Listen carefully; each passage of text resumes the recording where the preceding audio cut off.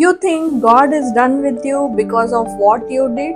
Peter denied Jesus 3 times and Jesus still came back to him. Welcome to the Faith Series with Dr. Suchita on this Tuesday. The night Jesus was arrested, Peter, his closest disciple, the one who said, "I will never leave you," denied knowing him. Not once, twice, but 3 times. And after it happened, Peter was so bitter that he was broken, ashamed that he did that. And here's what God did for the broken. He goes and finds them. After the resurrection, Jesus didn't send a message, an angel, or someone else to find Peter, but he literally showed up personally on the shore by the fire, and he asked Peter 3 times, "Do you love me?" Not so that he could shame him, but to restore him.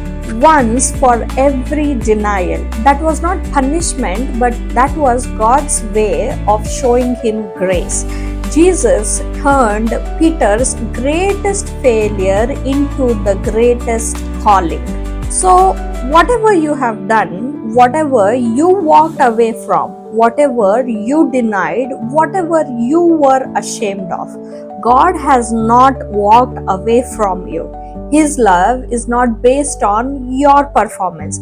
His faithfulness is not based on your consistency. He is still on the shore. He is still calling your name. The question is, He is asking you right now the same thing that He asked Peter. Do you love me? Because if you say yes, He will definitely restore everything. God's love doesn't give up on you when you fall. It runs towards you.